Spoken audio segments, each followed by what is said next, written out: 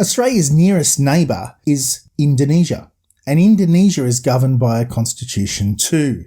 1945 is when Indonesia came under their constitution, and this is a result of them being occupied during World War II by Japan.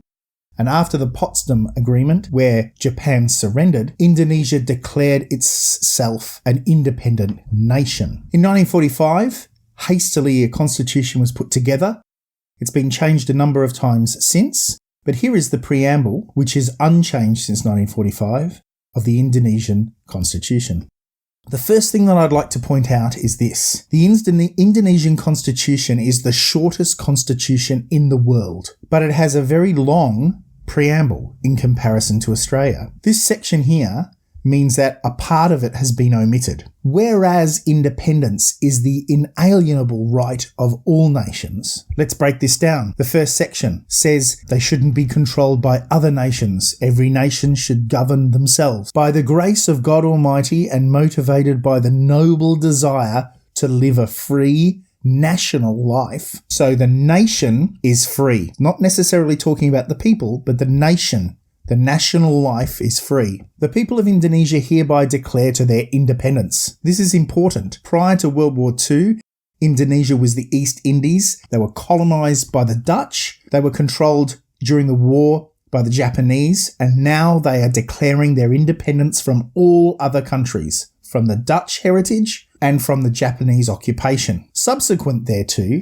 to a form of government of the state of Indonesia, which shall protect all the people of Indonesia and all the independence and the land that has been struggled for. So they want to protect the people, they want to protect the independence of Indonesia and not let them become a colony again, and to improve public welfare, to educate the life of the people, and to participate towards the establishment of a world order based on freedom, perpetual peace, and social justice. Therefore, the independence of Indonesia shall be formulated into a constitution of the Republic of Indonesia, which shall be built into a sovereign state based on a belief in the one and only God, just and civilized humanity, the unity of Indonesia, and democratic life led by wisdom of thoughts, in deliberation amongst representatives of the people, and achieving social justice for all the people of Indonesia. I'd like to draw your attention to a few things. This is very different from the Australian one. There's very little about history or aspirations or the desire of what the country wants to be in the Australian one. However, there is in the Indonesian one. On 2 occasions, social justice, a very modern concept, which was hardly spoken about in 1900. 45 years later is mentioned twice in the preamble. Perpetual peace, a world order based on freedom. These are very new concepts and put into this Indonesian preamble. So you can see that they're aspirational that means they aspire to certain things for their nation.